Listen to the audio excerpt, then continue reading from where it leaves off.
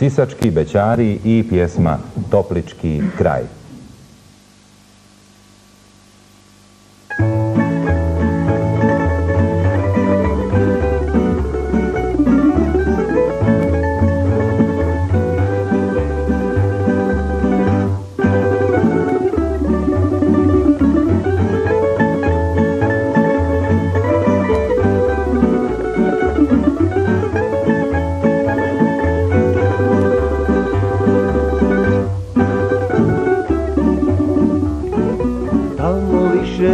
Ne pjevaju ptice, ne čuju se žice tamburice, ne čuju se katolička zvona, sjaj ponos roda hrvatskoga. Ne čuju se katolička zvona, sjaj ponos roda hrvatskoga. Opet će se tamo naš Barja priti, živjet će Hrvati, Hrvati, ponositi. Opet će se tamo naš Barja priti, živjet će Hrvati, Hrvati, ponositi.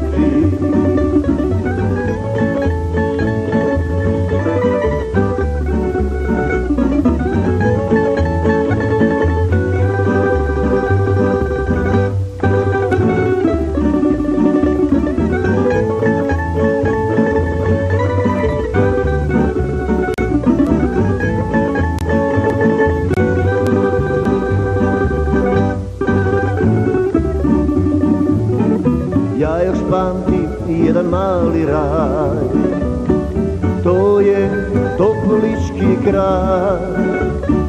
Hrvatska ne zaboravlja svoj Toplički kraj.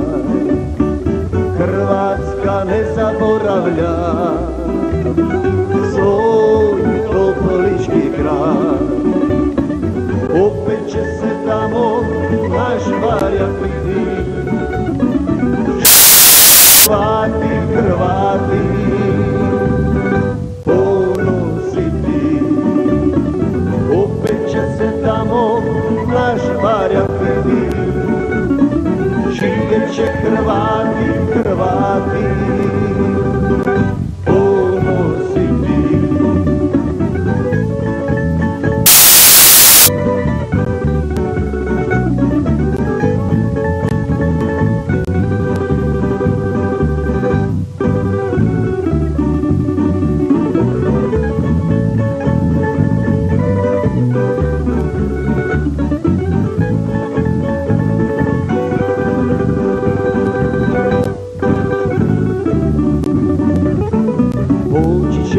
U naše Toplice zasvirat će žice tamburice, zazvonit će katolička zvona, sjaj ponos roda hrvatskoga.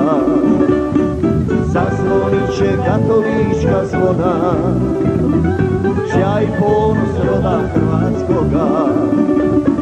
Opet će se tamo naš Barja priti, živjet će Hrvati, Hrvati, ponositi. Opet će se tamo naš Barja priti, živjet će Hrvati, Hrvati, ponositi.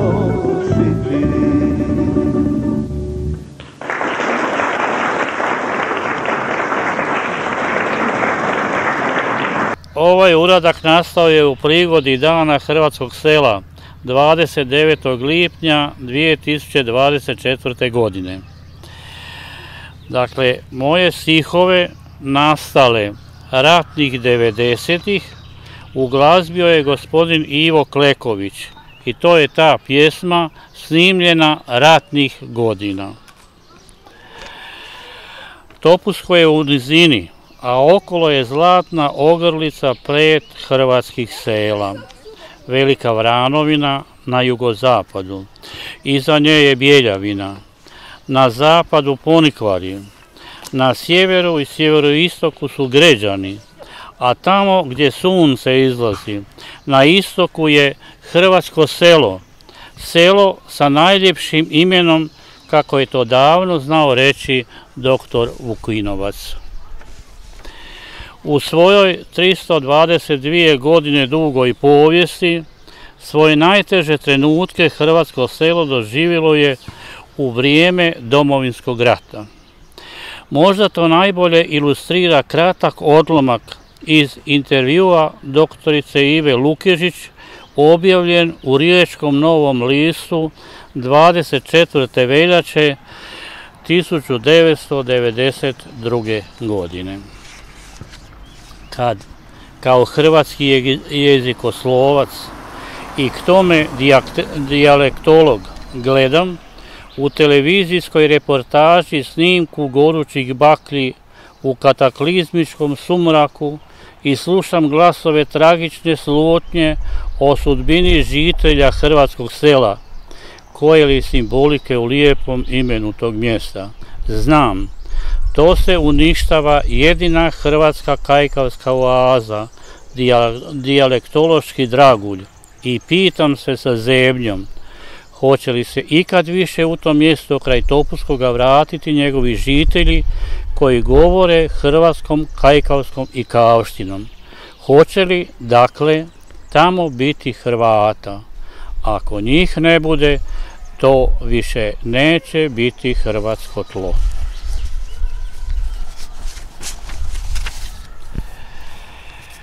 Pokušat ću ukratko navesti neke podatke o hrvatskom selu, za one koji ih znaju da se podsjete, a za one koji ih ne znaju da saznaju, da se ne zaboravi. Idući od Topuskom ovom ravnom cestom preko Đona prema hrvatskom selu dolazimo najprije do Benkova Vrela. Dakle, ovom cestom ravnom preko Đona došli smo do Benkova Vrela, a tu cestu nekad je gradio i ovo vrelo Antun Benko u spomen ocu Ivanu. Kasnije je ova cesta, sad poslije Domovinskog rata, uz pomoć dobrih ljudi i asfaltirana. Ovo vrelo se prije zvalo Salnovac, ali je onda u čast Benku dobilo naziv Benkovo Vrelo.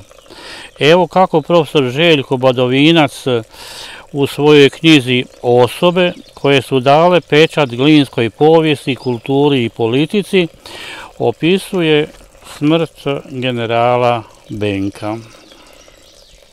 Godine 1855. na dan 23. svibnja zazvoniše u 10 sati u ovim glinskim crkvama zvonovi. Oglasiše smrt generala Ivana Baruna Benka. Ustao je tog dana zdrav, a kad mu doniješe kavu, udari ga u taj čas kap i sruši se na zemlju. Za njim je žalio svatko. Koga je poznavao, upravljao je prvom banskom pukovnijom od godine 1837. do godine 1842. Kada je kao general umirovljen, zaželi da do smrti ostane u Glini, jer mu je to mjesto osobito omililo.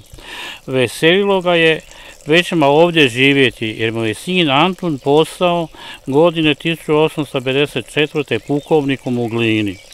Za života svoga govorio je svom sinu, neka ga dade sahraniti na groblju u Topuskom, a to je sin i učinio. Bože mili, koliki se svijet zgrnuo na dan ukopa. Dakle, cestom desno od Benkova Vrela dođe se do Lovačkog doma, a tu je prije Domovinskog rata bio zavičajni muzej Hrvatsko selo. Naime, 5. travnja 1974. godine osnovano je kulturno-umjetničko društvo Rudar Hrvatsko selo. To društvo imalo je brojne nastupe od Zagreba pa do Ričica. A pored tih nastupa imalo je i cijelovečernji program pod nazivom Dođi dragi večeras na Prelo. Međutim, kruna tog djelovanja, tog društva bio je zavičajni muzej koji je napravljen sa toliko entuzijazma. Cijelo se selo diglo, skupljalo dijelove, vozilo dijelove kuće. Ta je kuća tu montirana, to su bile tako lijepo organizirane akcije. A kuća je na kraju dovršena, namještena, unutra je bio sav namještaj, stal, tkalački, peć uzidana i tako dalje. Međutim, u Domovinskom ratu taj je isto muzej uništen i poslije je bilo samo nešto priča da se to obnovi, ali od toga je ostao evo samo ovaj tu zid koji se još nije u potpunosti srušio.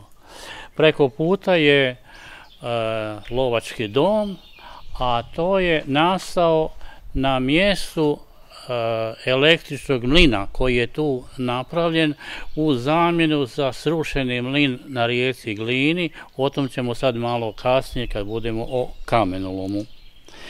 Međutim, pored djelovanja tog društva, hrvatsko selo je imalo bogatu kulturnu prošlost i u prošlosti. Pa evo navešću samo jedan primjer, pročitat ću tekst. Godine 1937. u Desnom Trebarjevu, rodnom mjestu Antuna i Stjepana Radića, otkrivene su spomen biste tim hrvatskim velikanima, postavljene blizu kuće braće Radića. Otkrio ih je dr. Vlatko Maček. Tu je održan veliki narodni skup, okupili su se 100.000 pučana iz svih hrvatskih krajeva i sa 300 zastava otpjevane su brojne hrvatske pjesme. Seljaci iz hrvatskog sela pokraj Topuskog ispjevali su ovu pjesmu. Mili oče, duh tvoj još te živi, sijuć sjeme po hrvatskoj njivi. A tvom liku klanjaju se vile i Hrvati domovine mile.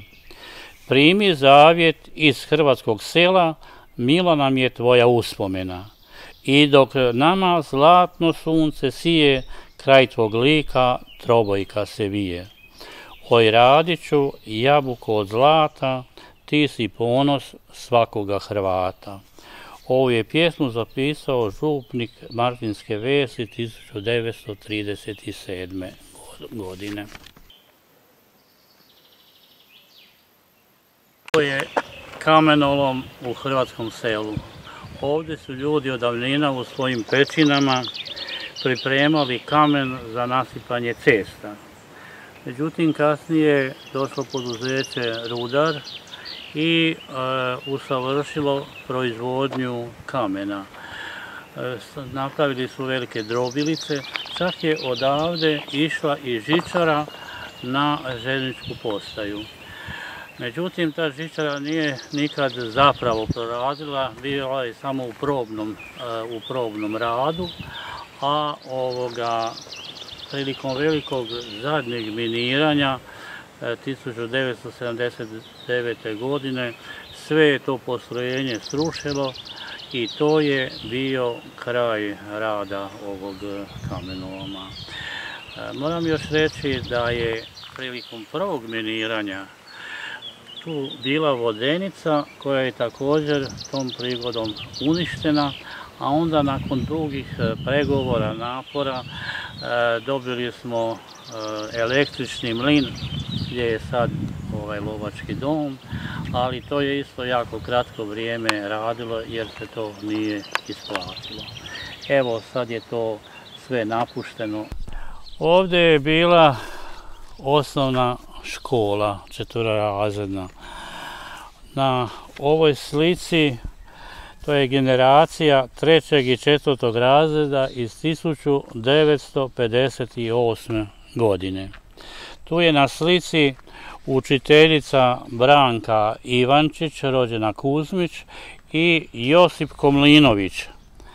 A prva učiteljica u ovoj školi bila je njena mama Ankica Kuzmić. I još je radila u toj školi Božica Hojić, još su neki, ali kraće vrijeme. Ovi su se najduže zadržali. Dakle, ovdje se planirala izgraditi nova škola. Udareni su temelji i dovezena cigla, a onda se odustalo od gradnje. Bio je plan ciglu odvesti u Katinovac, ali se selo diglo i to onemogućilo. S tom ciglom na dijelu temelja napravljen je prijeratni dom u hrvatskom selu. Na ruševinama tog starog doma, koji je srušen u Domovinskom ratu, održana je prva proslava Dana sela u povodu 300 godina sela, dakle 2002. godine.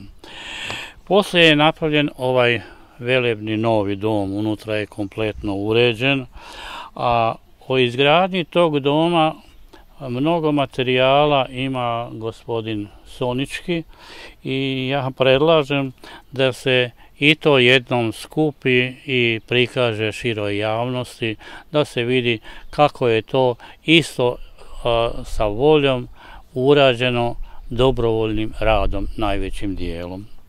Ovo je nova kapela Svetog Ivana Krstitelja u hrvatskom selu. Na mjestu stare kapele prije Domovinskog rata župnik Franjo Horvat počeo je gradnju nove veće kapele. Do rata je izgrađena do podeku i tako je dočekala Domovinski rat. U Domovinskom ratu je trafostanica u neposrednoj blizini ovoga kapele minirana, a kapela je ostala čitava. To je župnik Franjo često isticao. Dovršenje kapele, dakle u ovom obliku, uslijedilo je poslije Domovinskog rata. Hrvatsko selo posvetilo je svoje mjesto Svetom Ivanu Krstitelju, a i dan sela slavi se u lipnju. A lipanj mjesec posvećen je srcu Isusovu i bezgrešnom srcu Marijinu. Zato bi ja u ime njih i u ime nas i u ime cijelog sela otpjevala ono što pjeva se u krunici u listopadu. Isuse blaga i ponizna srca, učini srce moje po srcu svome. Isuse blaga i ponizna srca, učini srca naša po srcu svome. Slatko srce Marijino, budi naše spasenje. Evo jedna pjesma koja je Ivanu vrlo omiljena. Ne može joj čuti veli nigde, ni na televiziji, ni na radiju. Čak ni lički bećari nisu veli to otpjevali. Ne, drvosječe, jel ličke drvosječe. Ja ću pokušat, valjda ću znat sve te riječi. Bez glazbe. Bez glazbe, da. Gledam bajnu zoru, kako divno sja, bez dragana svoga sad ostajem ja. Bez dragana svoga sad ostajem ja.